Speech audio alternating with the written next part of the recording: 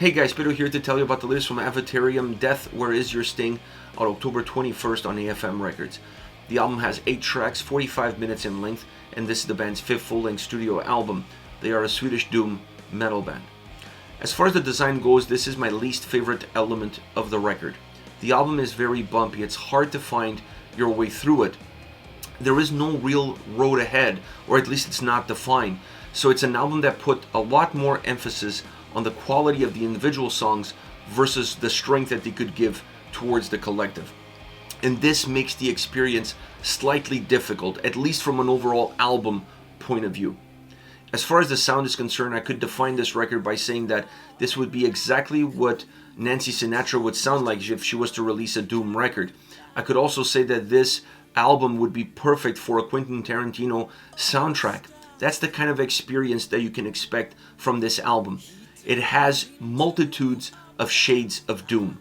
This album showcases that the genre is not one-dimensional. You can do a lot within it. You can be creative, and you can showcase a very similar end result as far as the atmosphere is concerned by creating very different sound experiences. That's what's coming across. This album has classic elements, has jazz elements, has a little bit of a spaghetti western vibe elements to some of these songs. It's a very rich album from that perspective, and it keeps you guessing as far as what's coming around the corner. No song leads you into what's coming next. There is no sense of pattern throughout this entire album. The only thing you can expect sound-wise is creativity and quality. That is there from beginning all the way to the end. And within that sound, there are 3 elements that have a very important and positive impact on the overall sound and sound experience. Not to say that they drive it, because there's not one single element that drives the sound on this album. This album is about the collective elements coming together on every single song and giving a very unique fingerprint to those songs. That's what this album really offers. But these 3 have key roles. I want to start off with the keyboards. The keyboards are important for 2 reasons, perhaps one more than the other.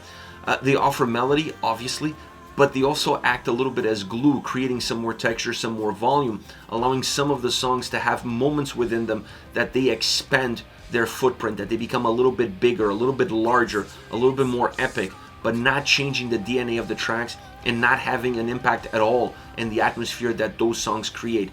This to me is the most important role of the keyboards throughout the entire record.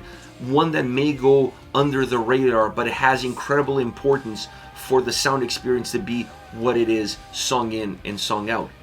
The other one is the strings. I wanted more of it. I mean, when you hit me with the opening track, A Love Like Ours, when you hear that song and you hear those strings, you want them more. I'm not saying in every single track, because that would be a little bit overkill, but you definitely want to sprinkle them a little bit more consistently throughout the entire album, because they strip down these tracks. They strip down your ability to see what is going into them, the texture that they have, and that allows then the chorus to be a little bit bigger, a little bit thicker, and gives this sense of a heartbeat. The songs are contracting and expanding, contracting and expanding. And not only they're doing that, but they're creating a different style in terms of what doom sound could be, or how you perceive a track as far as that doom genre is concerned. So this is really important because it gives you more tools to your arsenal. You're not dependent on just the guitars, drums, bass, keys. You have now another tool that can really change your perception, that can replace the guitars, that can replace the keys, and have the same sort of impact in terms of the overall design of the song and what you want out of the entire record as far as that atmosphere and where that atmosphere is going to take the listener. Now, as far as guitars goes, the guitars are really interesting because they have 2 spectrums. You have the acoustic side and then you have the heavier side. The acoustic side is phenomenal on this album because it also helps that stripped down effect that the record has. It brings the songs into a more bare bones material. It allows you to see more of the darkness. It allows you to feel a little bit closer that doom experience that they're trying to create. And they didn't use them just like that. They used them then with other elements on top. So you have even a different way of creating that same atmosphere, a different way of creating that vibe, a different way of carrying the listener through, using the exact same approach, the exact same style, but now coming together in a much different package. Then on the other side, you have the heavier sound from the guitars, a more Avatarium sound, if you will.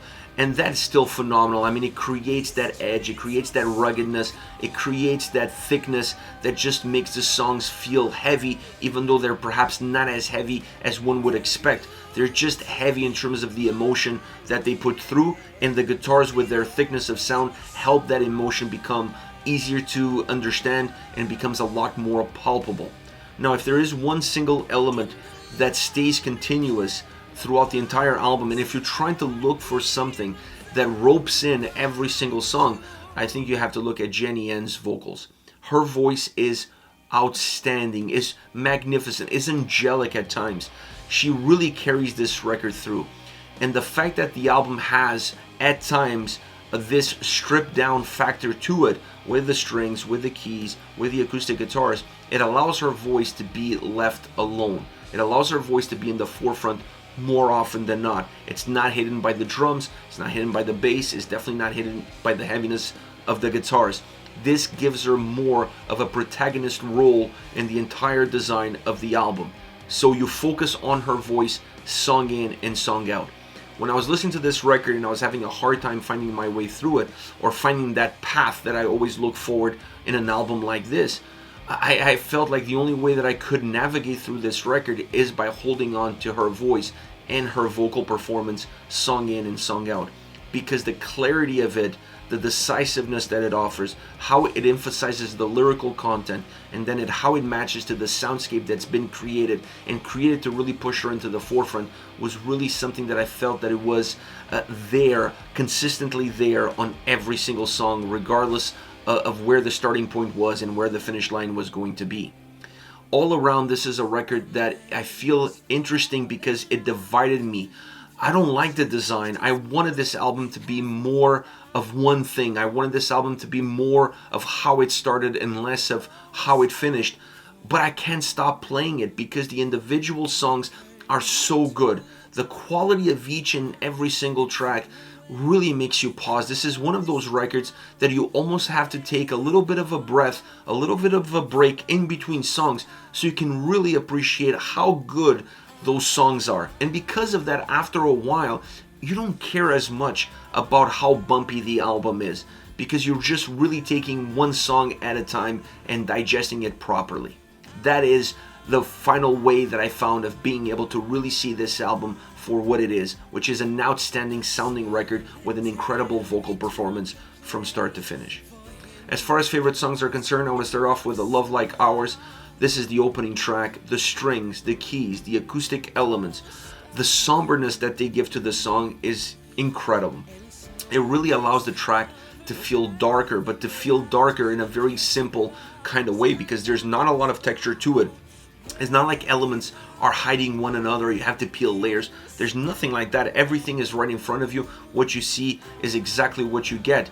That simplicity of darkness works really well in order to create a very lasting experience as far as what you're going to get out of this song. Some of the guitar riffs throughout this track have a little bit of a spaghetti western vibe to them. Works really well, but they also have some jazz elements. They also have some classic elements. There's a little bit of a melting pot, but I always go towards that western sound because that's what it reminds me of. But I think depending on where you're coming from, you may get something different out of it. When I was going through this song at the end of it, I was like, this could have been in Westworld. It could have been that sort of a track for a moment that's building towards something climatic, because it has that sort of build up, because the chorus on this track are a lot bigger than what the verses are, and this gives ebbs and flows for the entire song, because you're going down from a more stripped down effect in the verses to a more elaborate sound in the chorus. Magnificent track. The way it comes together, the way it finishes, it finishes with so much strength, because it brings elements from the verses, it brings elements from the chorus, blends them all together, and that's how the song ends. It ends in strength and volume. Next you have Mother, Can You Hear Me Now? This is a great track. The verses are super low, and when I mean low, I don't mean low sound wise, I mean low in terms of their starting point of how it feels. Talking about stripped down, you really feel like you're starting in the basement with the verses, from a sound point of view, from an atmospheric point of view, and you feel like you're being dragged through that basement. then the chorus explodes. The chorus becomes bigger. It expands the track. You really see the track moving, almost like a tide coming in. It has that sort of ambiance to it. The middle bridge of this track is interesting because it changes the mood of the song and then changes how the song progresses, both musically and vocally. It helps lead into the solo. The solo makes the guitar cry. I mean, this is a guitar crying throughout this entire solo. Is phenomenal. And then you see that solo building into something more. You see the acoustic guitar coming in behind it, adding layers, adding texture, using very simple elements, but using simple elements with one another allows the record to have more life. It allows the record to have more sound. It allows this song to have more life. It allows this song to have more energy. Really interesting way of using elements that perhaps up until that point we were getting them in a more simplified format. Now they are getting integrated with one another. Really interesting motion after that middle point. That middle point changes the dynamic of the track completely. The way you perceive this track is going to be impacted by how it moves from that point forward. Last but not least, Nocturne. I got a massive Ghost vibe listening to this track. Something like From the Pinnacle to the Pit. It kind of had that atmosphere, that sinister, dark, doomy atmosphere, but at the same time not necessarily your traditional doom track. It was kind of pregnant, a little bit in between, which reminded me of that specific song from Ghost, but it reminded me of early Ghost, not recent Ghost, but early Ghost. And that worked well because it was a song that really breaks the mold. I mean, this album is all about breaking the mold, but this track is really different from anything else on the entire record. I felt like it was the most guitar-driven track of anything else that they have on the album. It's the one that you can feel the thickness out of the guitars better. You can feel the heaviness out of the guitars better. Most of the darkness of this track really comes from the overall guitar sound. It's still a very catchy tune, but it's a track that lives more off of the guitars than any other track on the album. The vocals still have an impact. The vocals still guide you through, but the guitars on this song really jump into the forefront and take the spotlight. This is it. Avatarium, Death, Where Is Your Sting, out October 21st on AFM Records. Let me know your thoughts on the band, on the singles. Use the comment section below. I'll be reading those and getting back to you. Take care, guys.